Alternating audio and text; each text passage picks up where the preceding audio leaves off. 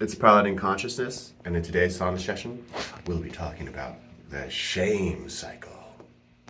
No, don't look at me. No. Shame is just one of those things that actually can perpetuate a ton of bad habits, including substance use, how we treat ourselves internally, and how we think about things around us and become reactive towards it. Sometimes it's not even the substance itself, it's not the habit itself, but it's our reaction to these things. Our reaction can keep us locked in patterns and addiction patterns that become cyclical.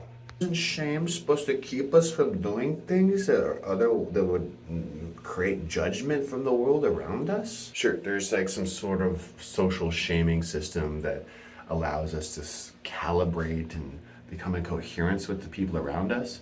But the problem is, you're probably one of your worst critics. There's this like quote that I've heard that's like, if you were your own boss, you'd be crazy. You'd be a crazy boss to work for, because how is your internal monologue treating you, right? You would never let anyone else talk to you like that, but for some reason, many people let their own internal monologues talk to themselves in a pretty poor way. Internal game of shame is often an unincorporated shadow.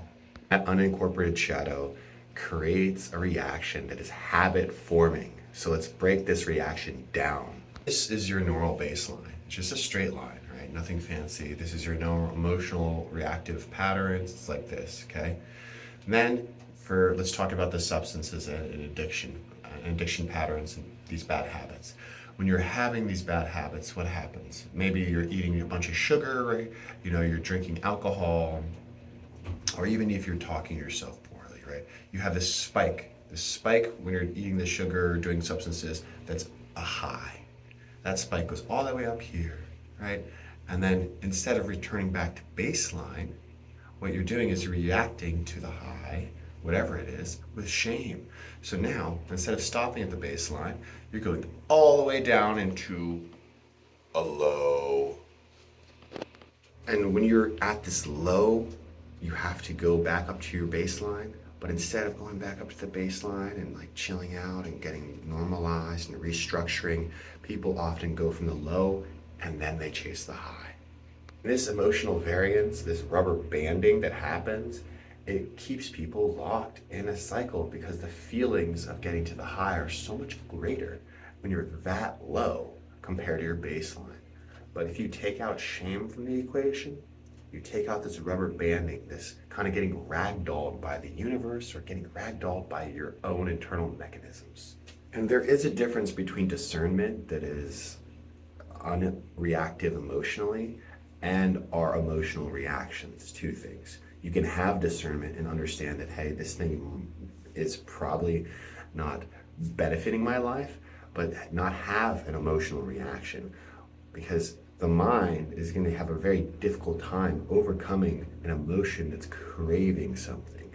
But if that emotional response is no longer there, the mind can better operate, navigate, and orientate to the correct actions. There may be something inside of you telling you about the discernment, about your decisions, but you can incorporate your emotions so the shadow element of that shame never comes up again. Instead of shame, you're able to meet the situation, whatever it is, in the full light of your truth. And your truth does not react, it just sees. It's an observer. It is a pure witness, and it is ready to learn from where you are, wherever you are, and from wherever your story is starting today. Not be trapped in your shame cycle. Your freedom is right on the other side of your own self-critical attitude. If you're a Gold Star student, you'll start learning how to treat yourself with kindness, even in your worst habits, because we're all human, we're all flawed, we all make mistakes, but it doesn't exclude us from getting better, doesn't exclude us from becoming amazing, and it doesn't exclude us from becoming a higher version of ourselves that can overcome, incorporate the shadow, that can take the sides of us that otherwise would be seeming unsightly and turn them into something beautiful and graceful.